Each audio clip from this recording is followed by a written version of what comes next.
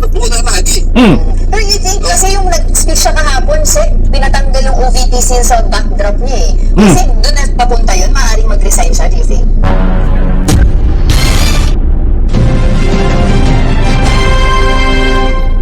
Naku po, hindi nakatiis, hindi na nakayanan ni Sara Sayad Lustay Duterte.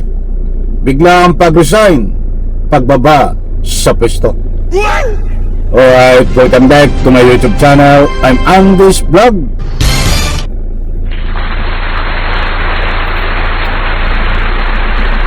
Eto na. Ay ang lahat ay mayroong hangganan.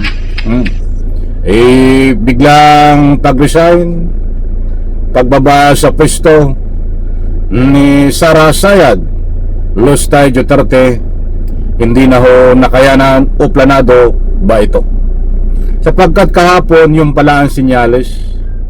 Kung makikita niyo sa video, habang nagdideklara siya na siya ay tatakbo ng presidente ng PTA. Ay hindi pala PTA. Anong presidente ang tatakbuhan nito? Parents Teacher Association. Habang kahapon nagdeklara siya ng tatakbo ng presidente ng asosasyon. Ano yan, Tuda? Ay wala na po yung office of the vice president sa likod, yung official seal. Katulad sa Malacanang, mayroon pong official seal ng office of the president. Sa OBP din po mayroon ganon, office of the vice president. Inalis na po kahapon, marami din nakapansin nun. Yung pala ang dahilan na siya ay sinyalis planado na bigla ang pag-resign, pagbabas sa pwesto. Isang like ko sa video na ito kung nagustuhan nyo. Please subscribe my YouTube channel. Eto na. Sandali. Siyempre gusto kong kabahay kayo. Dahil importanteng mahalaga ang inyong mga public opinion. Bago po ibahagi sa inyo itong mga galawan ngayon na planado pala ang pag-resign, pagbaba sa pwesto ng biglaan ni Sara Sayad Lustay, gusto ko munang kunin ang inyong panig. Ano po ang masasabi nyo? Ano ang inner reaction nyo? Pabor po ba kayo na itong si Sara Lustay Duterte ay biglang mag-resign sa pwesto? Karapatan nyo ho magbigay ng anumang public opinion. Heto, at ibabagi ko po sa inyo, huwag nyo pong kaligtaan, panoorin, pakinggan, dahil importanteng mahalaga ho na malaman nyo po ito. Dahil ito ho ay kalalabas pa lang balita kanina lang ho, ilang oras pa lang ang nakakaraan. Hindi sana ako magbablog at ako ay medyo abalay, kaya lang dumaan at meron nag-send sa akin ng balitang ito. Ay siyempre ayaw ko namang mahuli kayo sa mga balita na itong pag-iyak ni Sara Duterte dahil bigla ang pagbaba sa pwesto. Hindi na ho nakatiis, mga kaibigan. Shoutout po sa lahat. Heto, nako, matindi ho. Kung ako sa kanya, parang hindi na matuloy yung impeachment, mag-resign siya para makatakbo siya sa 2028 na wala siyang packages. Ngayon, gusto ko sana dyan siya tumakbo. Gusto ko siya mapahiya. Gusto kong mapahiya sila dyan sa sinasabi nila na ang nagpanalo ng BBM si Sara. Napakalayo na, napakalayo. Hindi nga nila kaya magbuo ng rally. Heto na mga kaibigan. Ito yung pagbaba ni Sara ng biglaan, pag-resign. Ang planado, mga kaibigan, bibigyan po natin ng paglilinaw ito. Ito po. Mapahiya sila dyan sa sinasabi nila na ang nagpanalo ng BBM si Sara. Napakalayo na, napakalayo. Hindi nga nila kaya magbuo ng rally. Pero you think, kasi yung nag-speech siya kahapon, pinatanggal yung OVP sa backdrop niya eh. Kasi doon na papunta yun, maaaring mag-resign siya, do you think? I really cannot tell because I haven't seen the whole press con. I only watched the some segments of it kung saan niya sinabi yung gusto niyang ako si Sara Duterte tatakbo bilang Pangulo sa 2028. And aside from that, hindi ako interesado kasi alam ko naman na yan ang sasabihin niya.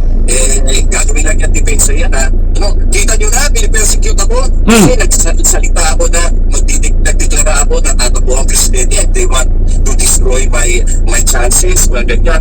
Drama na lang yan, drama rin. Masyado nang madrama yung babaeng yan. Ayon mga kaibigan, buhat po dito sa 1PH, iyan pong nagsasalita itong Secretary Gadon na tinalaga ho ni Pangulong Bongbong Marcos bilang isa sa kanyang kabinet secretary. Maliwanag mga mahal kong taga-subaybay, ayon po diyan sa binahagi ko po sa inyo na nabanggit diyan sa kanilang usapin na itong si Sara Lustay Duterte, dahil ayon sa kanilang pag-aaral, posible ho na planado ito kanyang pagbaba ng biglaan sa pwesto pag dumating ang time na siya ay nagkaroon na ng poll decision. Pwede mga kaibigan, malaki po ang tsansa dahil ito po ay atat na laway na ho na maging presidente ng Republika ng Pilipinas para palayain ang mga may kaso na kanyang kaalyado, yung mayroong mga warrant of arrest, at siyempre para matabunan ang kanyang mga kaso kapag naging presidente siya. Ang tanong, magiging presidente ba naman siya? Mayroong impeachment mga kaibigan. Heto, malapit po sa katotohanan. Dahil ito ho, sa pagtakbo niya, pag-announce niya na pagiging presidente ng asosasyon asosasyon ng magta-tricycle sa barangay, dineklara ho niya, natatakbo siya. Doon siya bagay. Kasi 2028, kung presidente, malayo pa naman. Kaya bagay siya sa asosasyon. Eto, medyo nabibiting kayo para lang matuloy ang pagtakbo niya sa pagiging presidente kahit hindi siya tamain. Alam naman natin hindi ito tatamain, hindi mananalo ibig kong sabihin. Ito bago ituloy muna natin bago doon sa hindi siya mananalo. Ito ho ay nag-iisip na bumilang ho tayo ng ilang araw, ilang linggo na lang, ilang araw, o basta bumilang na lang tayo kung ilang oras, kung 100 oras ba na ito ho ay posible na bumaba sa pwesto para hindi siya ho ma-impeach. Kasi pag na-impeach po siya at naging guilty ang hatol o napatunayan diyan po sa paglilitis sa Senado, ang kalakip po nun ay disqualification o hindi na pwedeng makatakbo bilang presidente o anumang ahensya ng gobyerno. Ngayon, para maisalba niya ang kanyang karera sa politiko, kusa siya mag-resign, yan ang pinag-iisipan niya. Ayon po sa bulang kristal, kusa siyang bababa sa pwesto at nang siya ganoon, makatakbo siya bilang presidente ng PTE.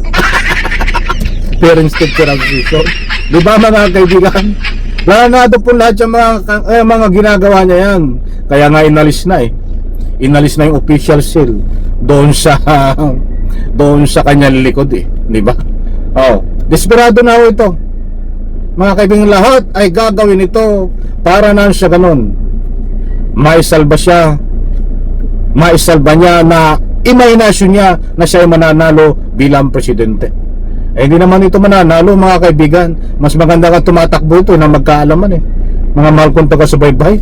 Ano ang ginawa niya bilang vice presidente? Doon pa lang ho, pag nahalungkat ko anong ginawa niya, walang kagandahang ginawa.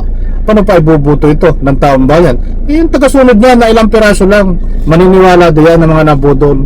Pero ang matitino na tao ngayon ho ay 2026 na, lalo pa pagsapit ng taon 2028, nag-iba na po ang takbo ng isip ng tao, nagiging matalino na sa pagpili ng mga iboboto.